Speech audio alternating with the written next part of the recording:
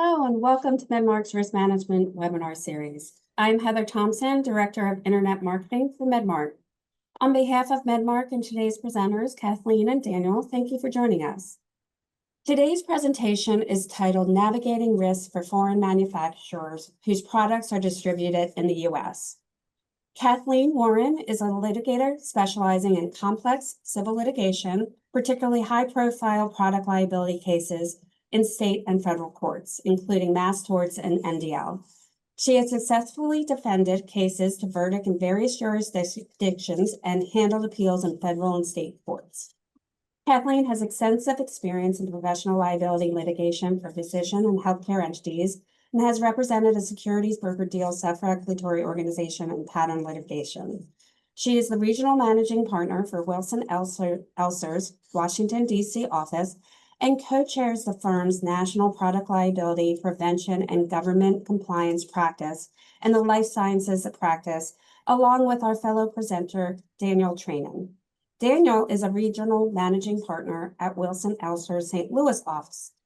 He's with over 25 years of experience. He is an accomplished litigator licensed in Missouri, Illinois, Georgia, and Massachusetts. He frequently speaks and writes on topics related to life sciences, insurance coverage disputes, and attorney risk management. Daniel also provides risk management and employment practices advice and serves on the board of Spread Aries Light, a foundation supporting children with pediatric cancer. With that, I'm pleased to turn things over to Kathleen, who will begin today's presentation. Heather, thank you so much for the introduction. We are pleased to be with you today and present Medmarc's first webinar of 2025.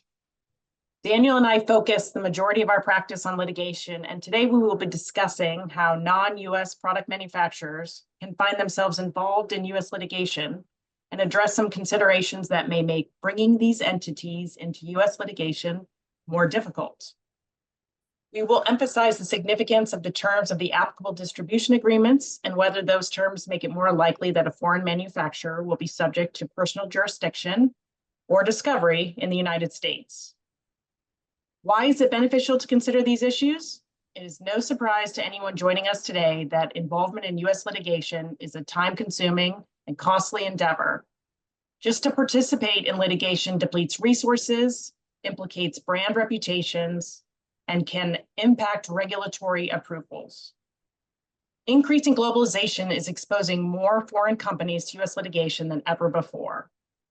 As a result, any manufacturer should consider the litigation risk of a particular jurisdiction when analyzing the scope of their distribution agreements and consider issues such as availability of damages caps, how punitive damages are treated, statutes of limitations, and repos in the jurisdictions where their products are sold. Turning to an overview of the presentation today and our first disclaimer of the day, always check the applicable law in the jurisdiction. Today's webinar is just an overview of legal concepts to consider with the overview theme that agreements between foreign manufacturers and U.S. parties that they deal with establish material evidence that implicates each stage in U.S. litigation. Because it can implicate jurisdiction, discovery, and judgments, these terms need to be carefully considered. And who can best help you navigate those issues? Lawyers, of course. We are going to spend a little time discussing jurisdiction and some of the considerations courts determine whether jurisdiction of a foreign manufacturer can be effectuated. This analysis has been shifting with some Supreme Court decisions over the last few years, lower court interpretations of those decisions, and we will hit some of those highlights. Beyond more direct contact between a foreign manufacturer and a U.S. distributor, there are additional ways for courts to effectuate jurisdiction over a foreign manufacturer in analyzing U.S. entities closely associated with the foreign manufacturer, or whether the U.S. entity is operating as an agent of the foreign manufacturer. Another consideration is what are the foreign manufacturer's interactions with U.S. regulators? And today we will specifically be addressing FDA. We will also discuss some material points to consider in negotiating or evaluating contractual obligations, with each situation, of course, being fact and jurisdiction specific. We'll briefly address the discovery of foreign manufacturers when there is not enough for a court to assert jurisdiction over them, but discovery could still be taken, and a few things to consider when evaluating whether to fight discovery or assist in discovery in those sort of cases. Finally, we will briefly touch on the domestication of foreign judgments. So a very material liability factor for the distributor and the foreign manufacturer is their legal relationship, which will vary greatly and often depend on whether the manufacturer and distributor are part of the same corporate family. If that is the case, their contractual relationship may be less structured, adding to their risk in US litigation. Under product liability law, manufacturers, distributors, and other entities in the distribution chain can be held strictly liable for injury caused by product defects. A plaintiff is not required to show that a defendant acted negligently in causing his or her injury, but instead need to show that the injury was caused by a manufacturing defect, a design defect, or a failure to warn of the potential dangers of using a product. The way that products manufactured outside of the United States are sold in the US provides significant factual evidence implicating the reach of the manufacturer as it relates to products sold in the US and increasing litigation risk to the non-US manufacturer. As a result, the structure behind these relationships, the corporate form, the terms of distribution agreements must be considered against the risk posed by US product liability litigation. The parties to each agreement need to consider what risks it is willing to assume and what obligations it wants to impose on the other parties. One of the primary ways this impacts the non-US company if litigation arises is jurisdiction. So what if a non-US manufacturer sold its products to a distributor, or two, or three, and had no idea or control over where its products ended up? Plaintiff in state X is injured by the product. Is there jurisdiction over the manufacturer in state X for that reason alone? Personal jurisdiction refers to a court's power to hear litigation involving the parties to a case. This is a significant defense that a foreign manufacturer can use to try to prevent being hailed into a US court. But its reach is shifting, including recent Supreme Court cases and the varying ways that state courts interpret Supreme Court decisions. This is a threshold decision that must be addressed at the beginning of a case. There are two types of personal jurisdiction that can satisfy the due process clause. First, a case may proceed if the court has general jurisdiction over the defendant because the company is incorporated or has its principal place of business in the state. In that instance, the court may hear any case against a company as a defendant, regardless of whether the activities underlying the case have anything to do with that state because the company is considered at home in the state. Second, a case may proceed if the court has specific jurisdiction over the matter, meaning the case involves the defendant's activities in the state. This is going to be the focus for the non-US based manufacturers and where the impact on the forum or jurisdiction becomes fact determinative. Finally, the forum state must also have long-arm jurisdiction, which allows state courts to exercise authority over out-of-state defendants. Daniel, anything to add? Yeah, so we're largely going to be talking about jurisdiction today. And this presents a primary or first defense a foreign supplier may have to litigation in the US. And this is a significant defense, one that really differentiates a US supplier for whom jurisdiction somewhere in the US is basically a certainty. But if you're a foreign supplier of drugs or devices and you can force potential litigants against you to have to come to your home country and try to litigate against you under your home laws, that's generally going to be a bridge too far for most US plaintiffs and lawyers. And as a result, most American lawyers will want nothing to do with that. And so the first real fight in any case involving a foreign manufacturer is going to be this jurisdictional question. Can the plaintiff get the court to take US jurisdiction over the foreign supplier? And if they can, then the foreign supplier is mostly on the same footing as a US supplier as far as defending itself. But since it is a foreign company, it's probably at a disadvantage given the general biases that we have in some parts of this country. And so this first fight over jurisdiction is the key fight for a foreign supplier of devices and drugs. And if they can win that fight, that might be the whole game right there. And so as a result, it's a fight worth having. And that's why we're going to be so focused on it today, because it is a fight that is hard to win, as we're going to discuss. However, if the U.S. supplier is strategic in its interactions with the U.S., it can make this a fight that it can win. So one of the primary points of analysis for a personal jurisdiction analysis is the stream of commerce theory. So this theory made it to the Supreme Court more than 20 years ago in a case called Asai Metal Industries versus Superior Court. That came out in 1987. In that case, the Supreme Court considered opposing arguments that there must be more than bare foreseeability to have minimum contacts. So a defendant must have had some kind of purposeful interaction with the state. Or conversely, modern commerce in products is typically conducted through independent, impersonal middlemen and through long chains of distribution. So the mere presence of a product in a jurisdiction should be sufficient contact to support jurisdiction. So this stream of commerce theory has never commanded a majority on the Supreme Court, but state and lower courts have been left with trying to figure out how to apply it in specific factual determinations and have frequently considered it in consideration of personal jurisdiction defenses raised by non-US manufacturers. In 2017, the Supreme Court rendered a decision, Bristol-Myers Squibb versus Superior Court, where it made clear that specific personal jurisdiction must be specifically case-linked. So non-resident defendants, such as foreign manufacturers, are subject to a court's personal jurisdiction when two requirements are met. First, the defendant must have purposefully availed itself of the benefits of conducting activities within the forum state by deliberately doing business within the state and enjoying the protections of its laws. Second, the Supreme Court emphasized in Bristol-Myers that the suit must arise out of or be related to the defendant's contacts with the forum. So essentially that decision found that merely having in-state distributors is not enough for case-linked jurisdiction. And the new battleground, since that case came out in a couple of recent cases that we will discuss further, is whether and to what extent courts will allow non-residents to assert specific jurisdiction under the arising from or relating to test. Ultimately, whether a non-US party has minimum contacts for a forum sufficient for a court to assert personal jurisdiction over it is a highly factual determination that will depend on the circumstances of each case.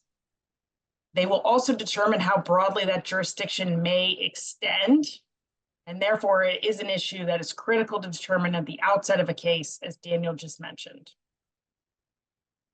So we're going to talk about a couple of additional Supreme Court cases, the Ford Motor Company case and the Mallory case.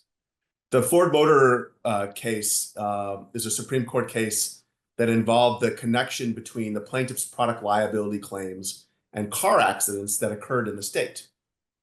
The court found that the Supreme Court found that the trial court could take specific personal jurisdiction over the defendant, even though the cars at issue were not sold into the state by Ford. And instead, the cars at issue were manufactured and sold by Ford into other states and then resold into the forum state by someone else. So there was no direct activity by Ford in the state with respect to the specific cars.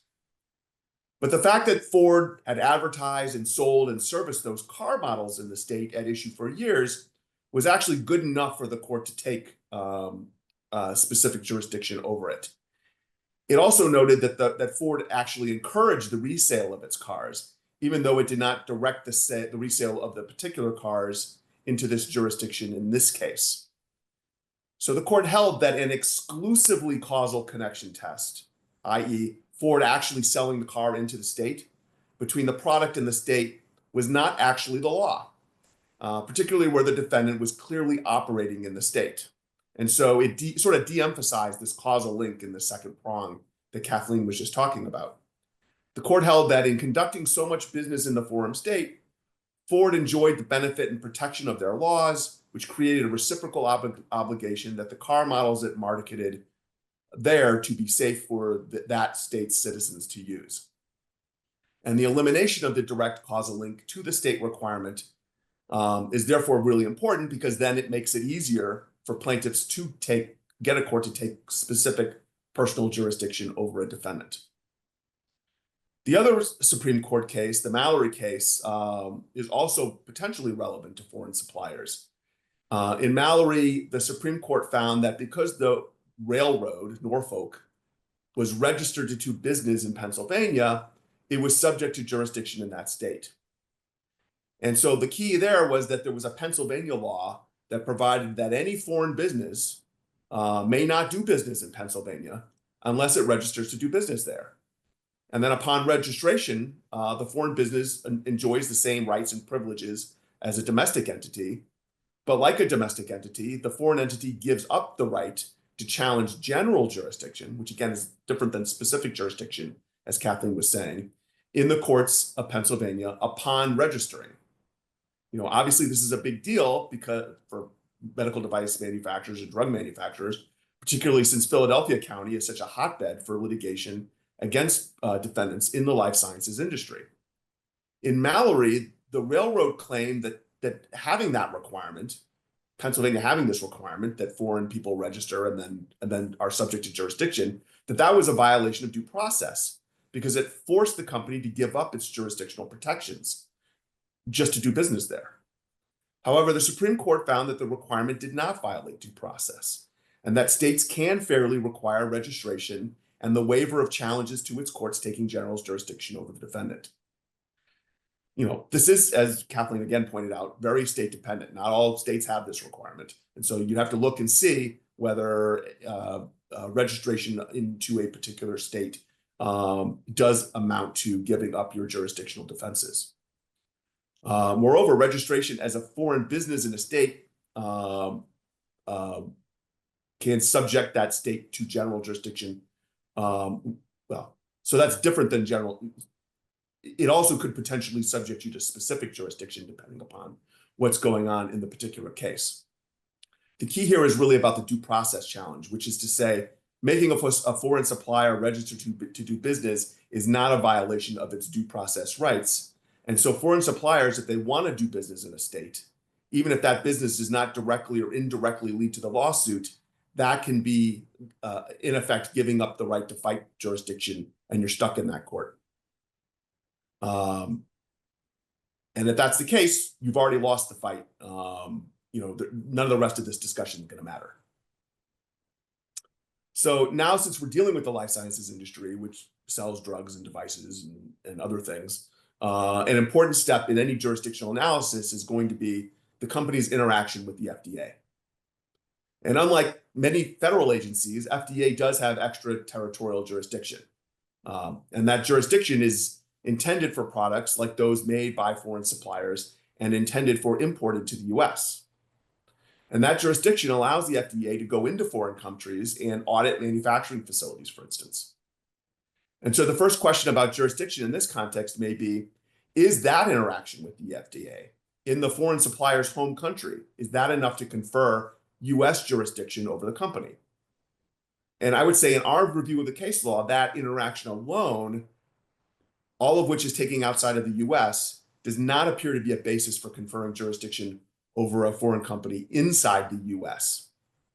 For example, if a foreign medical device component part manufacturer is audited by the FDA, but that manufacturer sells its parts within a foreign country and not into the US, I suspect it would be very difficult to get jurisdiction over that company, even though the company might know that it is selling a product that is eventually going to be put into a product that is eventually going to go into the United States.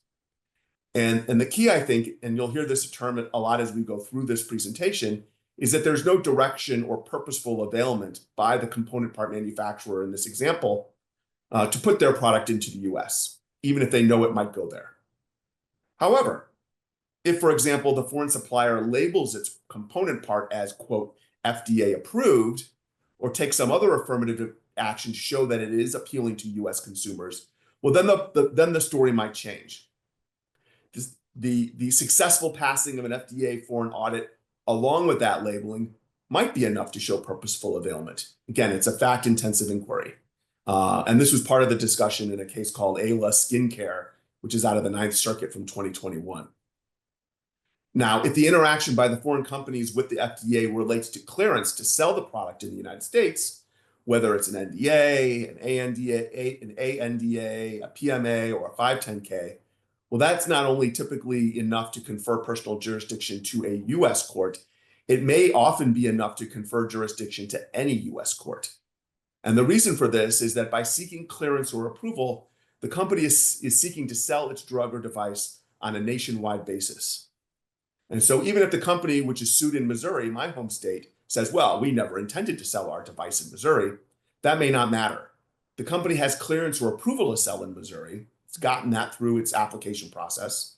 And most companies generally don't carve out states in their approvals. And so as a result, courts have traditionally found that they have jurisdiction against those foreign companies regarding their marketing, regardless of their marketing plans, because they have gone to the FDA and they have achieved the right to sell their product within the state. Similarly, if a foreign supplier does not directly interact with the FDA, but employs a US-based agent to interact with the FDA, this could be sufficient as well. We're going to talk a little bit more about agency in a bit, but the idea is that the use of a US agent to secure these approvals or clearance may be the same as if the foreign supplier does so itself. Importantly, for jurisdiction in this context, the approvals and the interaction with the FDA must still relate to the product at issue, which is allegedly causing the harm for the agency to even matter. And so, for example, if the foreign supplier interacts with the FDA for product A, but not for product B, and product B is the alleged source of the harm, the interaction regarding product A should not confer jurisdiction over the foreign supplier in that particular case. And so, as you can see, this can get quite granular. In a recent case called Stevens versus Ennui Deep Blue MedTech Company, a case out of Texas, the plaintiff cited 2 documents to support their jurisdictional claims concerning Deep Blue's FDA activities. They pointed to a registration of Deep Blue's registration with the FDA, indicating official correspondence based in China, which is where this company is from, and a US-based correspondent in Denver, Colorado, as well as a certificate of FDA registration with the Colorado address and contact information that listed Deep Blue's medical devices registered with the FDA. The court held that these 2 documents did not support the court's exercise over specific personal jurisdiction over Deep Blue. And that was because the specific jurisdiction, as Kathleen pointed out, the courts look only to the contact out of which the cause of action arises. And in that case, the claim was for breach of contract, deceptive practices, manufacturing defects, etc. Those did not arise from Deep Blue's pre-suit activities in registering the product. Plaintiffs did not claim those activities were the cause of their injuries, just evidence of Deep Blue's alleged intent to market or direct its products into the United States and Texas. And so in that case, Deep Blue's FDA-related activities themselves were not the basis of, because they were not the basis of the plaintiff's claims, they were insufficient to establish specific personal jurisdiction.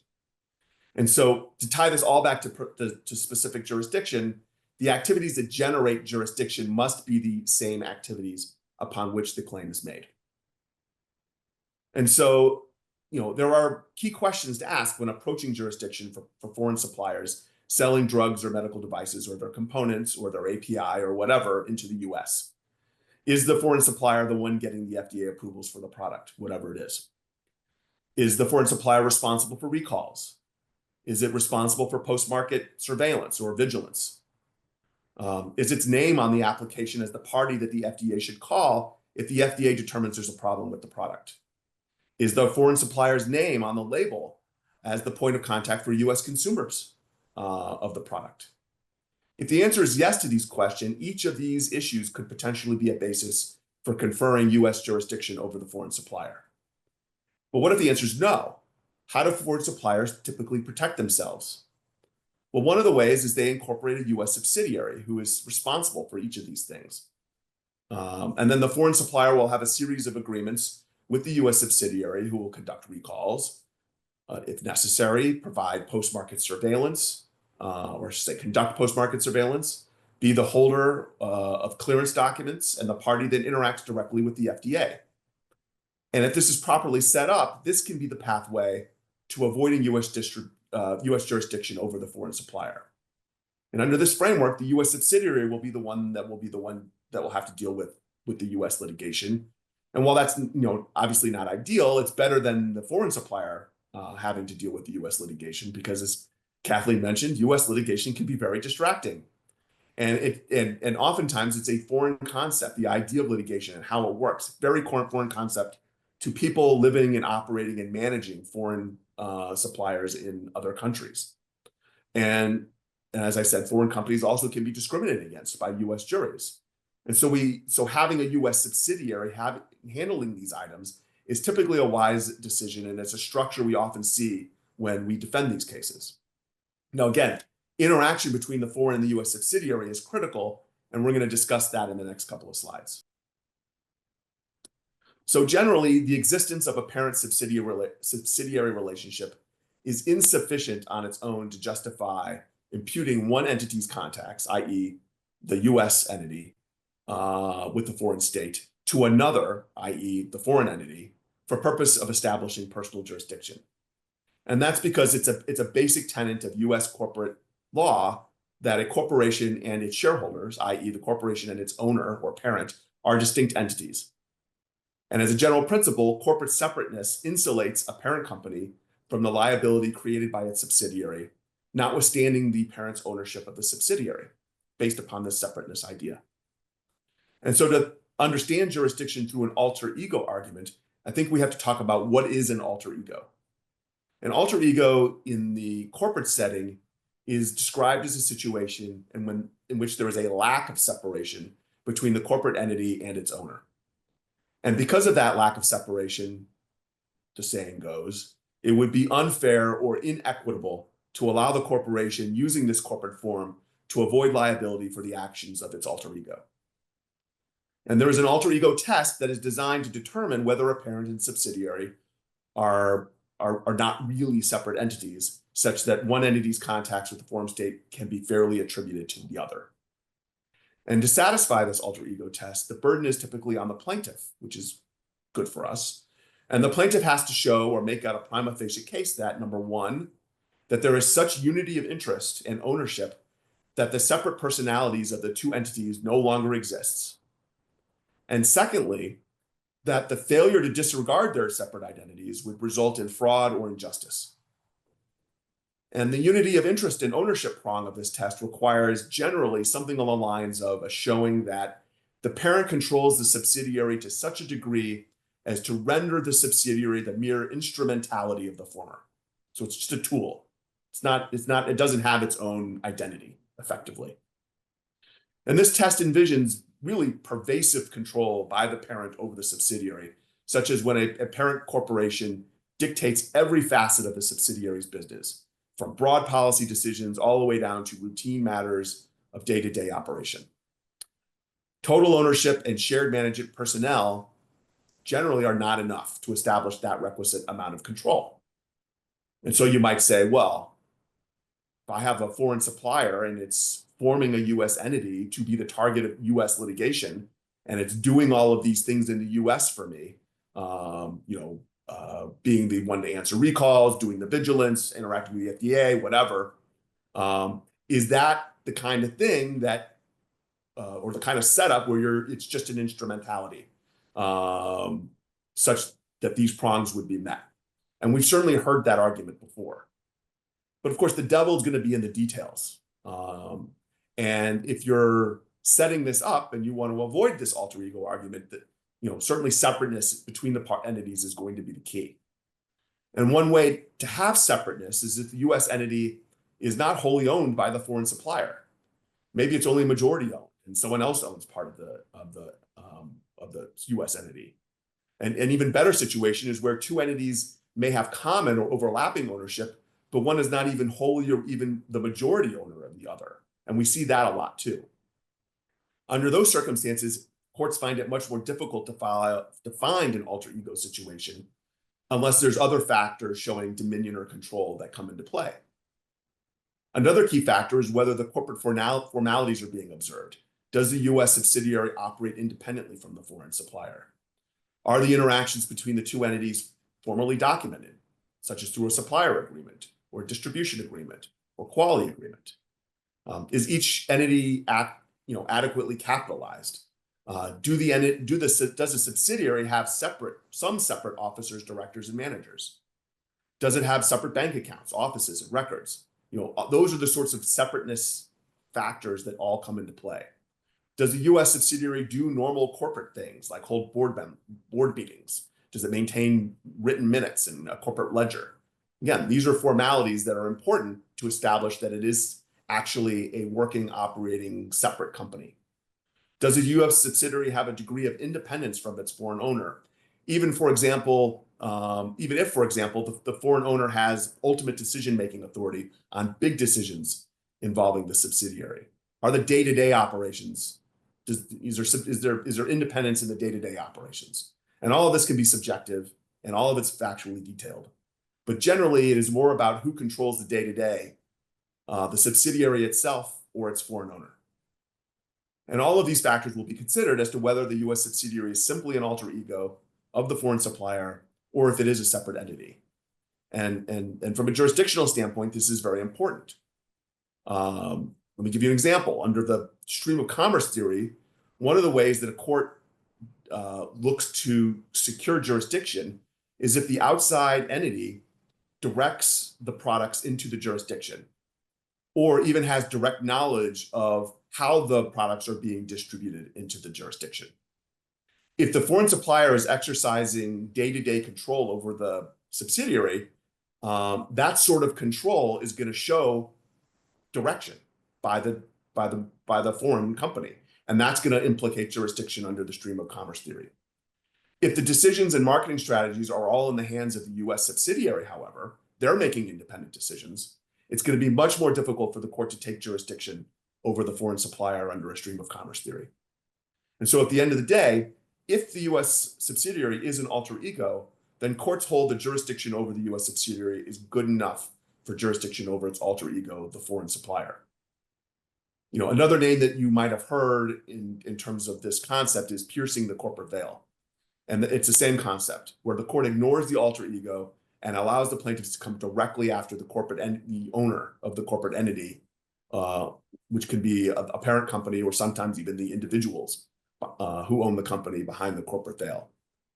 Often this is a tough argument for plaintiffs to make, so long as there is documentation in place, however, to demonstrate the degree of independence we've been talking about. So before the Supreme Court's Daimler decision in 2014, which was the key decision that identified the scope of general jurisdiction, courts permitted a plaintiff to pierce the corporate veil for jurisdictional purposes and attribute a local entity's contacts to its out-of-state affiliate under an agency theory. The agency test required only that the plaintiff show that the agent in the U.S., quote, performed services that were sufficiently important to the foreign corporation that if it did not have a representative to perform them, the corporation's own officials would undertake to perform substantially similar services. So all I had to do was say, this foreign corporation has somebody in the U.S. doing stuff that the foreign corporation needs to be done, and that's good enough to establish agency, and that agency is good enough for the court to take jurisdiction over the foreign entity. The Supreme Court invalidated this test in the Daimler decision. It held that focusing on whether the subsidiary performs important work for the parent, or that the parent would have to do for itself if the subsidiary did not exist, that would stack the deck, for it would always yield pro-jurisdictional answers to the question of personal jurisdiction. Such a theory, the court concluded, would sweep too broadly and would not comport with the requirements of due process to protect foreign entities. In our examples above, you can see how that would effectively yield jurisdiction every single time for a foreign supplier who would have to use a U.S. agent to meet regulatory requirements, like submitting an NDA or a 510K, like interacting with the FDA, et cetera. And so there would always be jurisdiction. And so that piece of the agency has gone away. But agency is still a mechanism for obtaining jurisdiction over a foreign supplier in some circumstances, but largely under the concept of the specific jurisdictional analysis. And so, for example, if the foreign supplier directs its agents to act in a jurisdiction, and those actions yield the tort or claim at issue, then the foreign supplier can be subject to jurisdiction there under the original agency theory. In such an example, if the foreign supplier's agent is distributing its medical devices into the state of Missouri, and the lawsuit arises out of claimed defects in those medical devices, then the Missouri court could take jurisdiction over the foreign supplier based upon the acts of its agent in Missouri. So how do we deal with this? We are certain to note in our distribution agreements between foreign suppliers and their U.S. distributors that the U.S. distributors are not agents of the foreign suppliers selling in the U.S. We just say it straight out in the distribution agreement. That's a great start. It's not a guarantee, but it's a great start. And so if they're not distributing agents, the way you set it up is the U.S. subsidiary buys the goods from the foreign supplier and then distributes them in the U.S.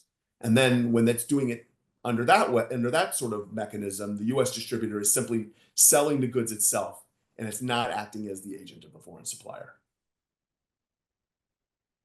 So to recap where we are, personal jurisdiction over foreign manufacturers generally must be established through specific personal jurisdiction.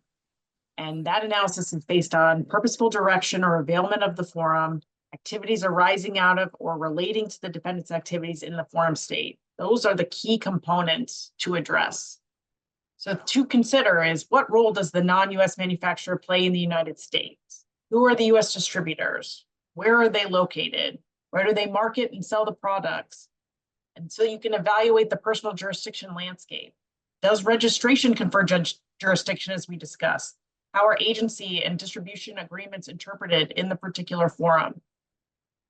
In addition, making the foreign entity an additional insured on the US subsidiary's insurance is something to consider because it would disincentivize bringing the manufacturer in. All of the insurance money that would be available for the potential alleged claim would be shared. So as a result, distribution agreements must be carefully crafted to assist in avoiding personal jurisdiction in US courts. We're going to talk a little bit more about that specifically in a minute. But one specific case we wanted to bring to your attention to on this issue that addressed this is a Wilson versus Cooper surgical case out of the Southern District of Illinois in 2023. It's the trial court level decision where the plaintiff sued 3 entities alleging injury from a birth control device called Filshie Clips. It named the manufacturer FemCare, which was based, its principal place of business is in England, and 2 US distributors, Cooper Surgical and Utah Medical Products. FemCare entered into distribution agreements with Cooper Surgical and UMP to distribute the devices across the United States. The court ultimately found that plaintiff had satisfied her burden of establishing personal jurisdiction because the manufacturer received pre-market approval for the device from the FDA and entered into distribution agreements targeting the US with the anticipation that they would reach Illinois. Court also considered other materials such as SEC filings and annual reports on sales in the United States to evaluate the reach of FemCare, finding it personally received significant benefits from the US sales, and they were determined not to have random or fortuitous contacts with Illinois. The court specifically noted that it was inconsequential that the Filshie Clips traveled from FemCare to Cooper Surgical or UMP because if the distribution networks anticipate it will be purchased by consumers in the forum, it has purposefully availed itself of the forum. That was an interesting case because it went directly to the issues that we were talking about here, where the scope of the distribution agreements was closely considered, and because it was generally directed towards the United States with an understanding that it would end up in most jurisdictions, the court found jurisdiction to be appropriate in Illinois. Daniel, anything else on that? Yeah, one other thing about limiting direct involvement and the footprint is that if foreign suppliers are using a US subsidiary to distribute drugs or devices or API into the US, and it can arrange the transfer or possession of the goods to the US distributor in the foreign port or through an importer, however, but if they give up possession outside the US, that's ideal to avoid US distribution. This is especially the case if a third party is going to move the product between the foreign port and the US port. And so then the bill of lading and the attendant agreements would say that possession was transferred outside of the US. And those documents would make it all the harder to show that a foreign supplier operated in the US or availed itself of US protections based upon its activities.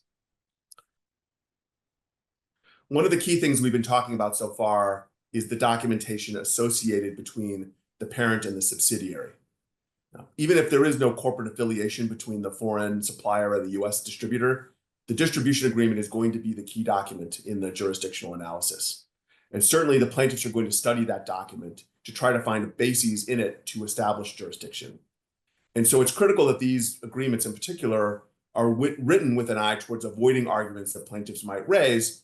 And the lawyer who is analyzing and drafting these agreements should hopefully be thinking about this as part of their ultimate analysis and in terms of how this document could be used. And these would include the alter ego arguments where applicable, and they would certainly include the agency arguments, as I discussed. You want to put something in there that says there's no agency here. These agreements may also delineate responsibility for regulatory activities that we've talked about. And they generally will include an indemnity protection, often aimed at protecting the foreign supplier, and require insurance, which is obviously very important. As this slide notes, all of the protections you may have in the distribution agreement, even with all the protections you might build into a distribution agreement, that's no substitute for having insurance to protect all of the entities involved, because that insurance is really the ultimate risk management tool here. And if the U.S. subsidiary or the U.S. distributor is the one being insured, as Kathleen mentioned, it makes good sense, and you often see this in distribution agreements where the foreign supplier is also an additional insured under those policies. So now we are going to turn our attention to discovery and the role that that plays as it relates to having the involvement of a foreign manufacturer. So discovery presents additional complications based on the venue's laws and the laws of the foreign entity, wherever they are located. Discovery is the process by which parties find out the facts relevant to their claims and defenses. In practice, it typically requires very document-heavy analysis of internal memos, emails, and may require depositions of corporate witnesses. If the foreign manufacturer is not a party to the lawsuit, obtaining evidence directly from that entity will require a detailed analysis of personal jurisdiction, consideration of international treaties on service and other such treaties such as the Hague Convention or applicable rules of civil procedure. We'll also have to analyze the conflicts between US and foreign law regarding data privacy or data transfer regulations, evidence preservation requirements, and regulatory compliance in the company's home country. However, often plaintiffs will seek to avoid those cumbersome tasks to get discovery directly from the foreign manufacturer and just seek it through a US subsidiary or some affiliated company using typical discovery methods. So most courts will consider a number of factors to determine whether a US subsidiary should be ordered to produce documents that it could theoretically obtain from the foreign parent corporation. Those include a number of the factors we've already discussed today, such as commonality of ownership, overlap of directors and officers, exchange of documents in the ordinary course of business, the role of the companies in each other's marketing, servicing, and financial relationships. There will also be close scrutiny of data sharing between the entities and access to data through computer networks, including access to relevant aspects of the business that would come into play in a products liability suit, such as manufacturing, marketing, regulatory compliance, and research and development. Courts will closely examine the non-party's connection to the litigation and determining the relationship between the entities to decide whether it can order production of the documents or other materials from the distributor that are actually held by the foreign company. So if there is no obligation to share information or documents, a US distributor fighting to avoid production of the material may be able to rely on a distribution agreement's terms and instead force plaintiffs to try to secure the documents directly via these methods we spoke about earlier, including the Hague Convention, if applicable. This significantly increases the burden on plaintiffs and their counsel when it includes the high hurdle of securing information through these US treaties, which may also require compliance with foreign court discovery rules. So it's important to consider what's at stake within the foreign manufacturer's control to determine the appropriate strategy. Often the initial response is to avoid all discovery for such a non-party, but we think that should be closely considered. So the scope of discovery in the United States is significantly broader than in most foreign jurisdictions. And as a result, foreign manufacturers are often hesitant to produce evidence in US proceeding that would be considered off limits in their own country.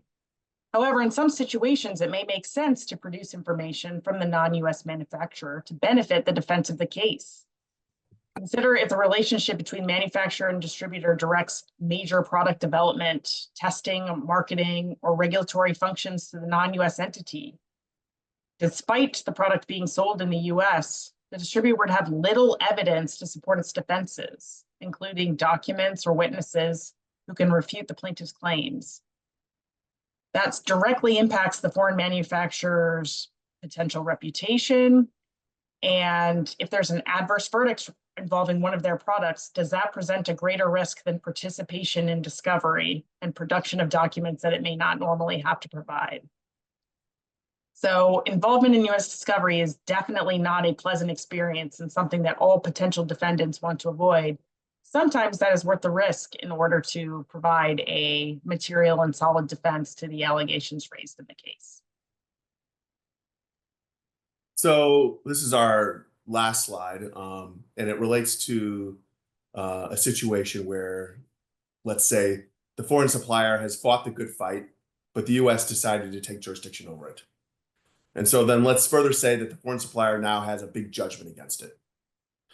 If the foreign supplier has insurance, unless the supplier is some big, multinational with lots of assets everywhere, including in the US, in most instances, the plaintiffs are just going to collect all the available insurance, and then they're going to stop because executing or going after these companies is generally something that we don't see plaintiffs' attorneys do.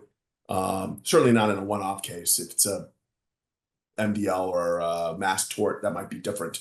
But oftentimes they're going to just take their insurance money and go, even if they might have an excess judgment. But let's say they do have a large judgment and they want to come after this foreign company. What are the chances they can actually domesticate those judgments into the foreign jurisdiction? And really, depending upon the jurisdiction, in general, domesticating US judgments into foreign jurisdictions can be very hard. And that's why they don't do it. The enforceability of judgments is often a function of treaties between the US and the foreign country. And so the issue is really a case-by-case and country-by-country approach. And so enforceability of US judgments is going to vary widely from country to country, whether even within Europe, and certainly when dealing with Latin American or Asian foreign suppliers. In some instances, some jurisdictions may not even recognize the US judgment at all.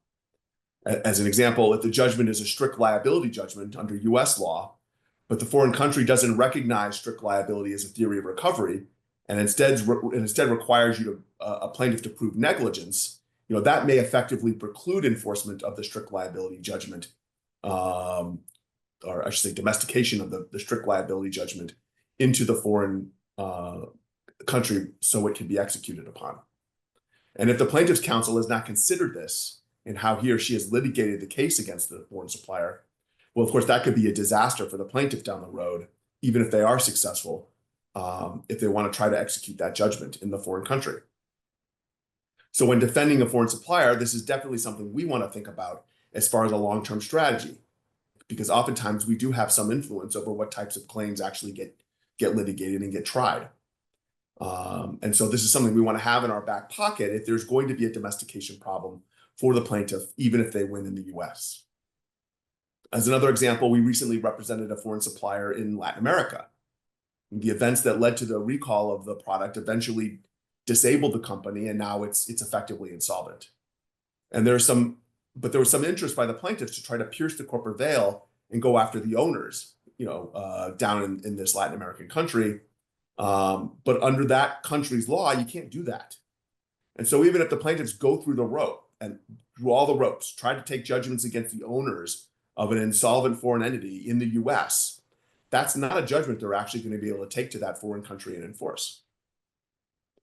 Another impediment to domestication of US judgments in foreign countries is that some foreign jurisdictions might require relitigation of some aspects of the claim in the foreign country. For example, the plaintiff proved to the US court that the US had jurisdiction over the foreign supplier. The foreign supplier's country's court might require the plaintiff prove to the foreign court that the US court rightfully had jurisdiction before it will consider domesticating the judgment.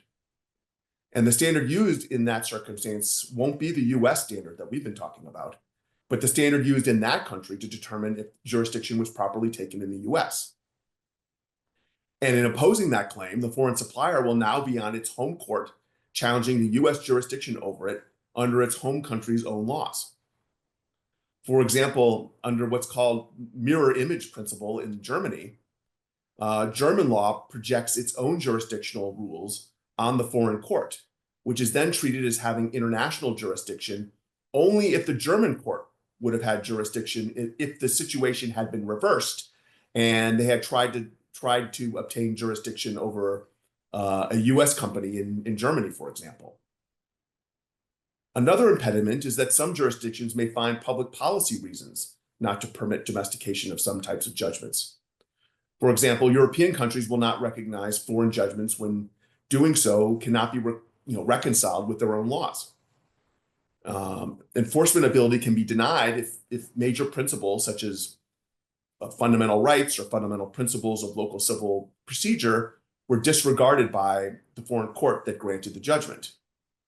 As an example, punitive or treble damages awards that you often see in the US are regarded as excessive and contrary to public policy in many European countries. And so those portions of judgments may not be enforced if you attempt to domesticate them in Europe. And even the inclusion of those damages in the judgment could cause the entire judgment to be void or not domesticatable, that's a word, into the German or into the European forum. And so foreign suppliers have this backstop, which can allow them some leverage to negotiate and resolve US judgments against them, even after they get the judgments and you're beyond the appeal time or whatever. And that's going to be due to the uncertainty of domesticating foreign judgments into the foreign country. And so, utilizing that leverage both in settlement, generally in settlement, but maybe it's just, okay, you got your judgment, come get it. That may be the attitude, and it may be an attitude that will have some teeth in dealing with these plaintiffs. I think we're ready for any questions. Did have a few questions that came in from our listeners or through the registration process. And the first one is, are there other important components of distribution agreements impacting US litigation? And in particular, how can insurance coverage come into play with distribution agreements? And what are some strategies related to shifting of liability? Thank you, Heather. So we've talked about a number of issues today about terms that we recommend be considered to be included in such distribution agreements. And we would similarly recommend addressing issues of insurance coverage, hold harmless clauses, indemnification clauses. All of that should be considered when drafting or renegotiating such distribution agreements. You should really do a full assessment on where the risk of liability is going to fall between a foreign manufacturer and a US distributor. In those sort of situations, you should also consider additional issues in the event of a lawsuit or a product issue that arises in the United States, such as who's going to be responsible for recalls, who has a duty to cooperate in the litigation, who has control over the attorneys in the litigation and the costs related to the attorneys in the litigation. Those sorts of issues, and especially including attorneys' fees, those are issues that we would say would certainly want to be included as part of any of the distribution agreements. Daniel, anything else on that? Nope. All righty, that gives us to number 2. Given the current regulatory environment, including tariffs, how do you see this impacting liability exposure for foreign manufacturers in the US? So I would say that you've got two different competing issues here. Tariffs obviously are going to increase costs for importation of foreign, depending upon the tariffs and how that all changes over time, obviously. But increased costs are probably going to lead to decreased demand, which may effectively undercut some potential liability for foreign manufacturers more globally. But I think that the regulatory environment is likely to have an opposite effect. We see many U.S. agencies getting cut substantially, including the FDA. Someone was telling me earlier today that FDA is no longer handling FOIA requests because it fired the entire department, even though it has a statutory obligation to meet those requests. I guess they're going to have to restaff it up or something. But when you have a dearth of regulatory enforcement, that creates a vacuum, and what often you see fill that vacuum is litigation, because of an absence or lack of regulation leads to more problematic products in the environment, whether it's U.S. or foreign, and we just see more litigation as a result. And so it's really going to be a combination of things. The current environment involving the FDA and tariffs, et cetera, I think is going to lead to many different sort of shifting issues. Kathleen, did you want to talk about any more? All right. Yep, covered it. Thank you. All righty. Looking at the time, I think we have time for one more. What are some ways that a foreign manufacturer can set up a U.S. distribution system but avoid the agency issues you described earlier?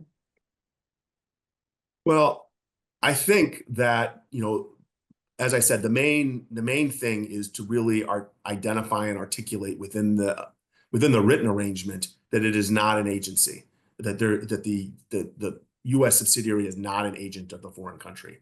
But beyond that, I think, beyond just saying it, I think you have to actually live it, or the evidence has to establish that there is independence on the part of the U.S. Distributor. Even if you say it and the U.S. distributor is just doing whatever the foreign manufacturer tells it to do, you still may find factual support for the creation of an agency. And under those circumstances, you may, you have the dual risks of both jurisdiction and potential liability arising out of, the errors, omissions, mistakes, or whatever of the agent. And so certainly document a lack of agency, but also I think the facts have to show that there is no actual agency relationship at the end of the day. Well, great. Thank you so much, Kathleen and Daniel. Thank you for the time you put together to put this presentation together. And we're so grateful that you provided us how to navigate this complex process, also provided us the key consideration breakouts, which is terrific for our audience. Thank you for joining us. This concludes today's webinar.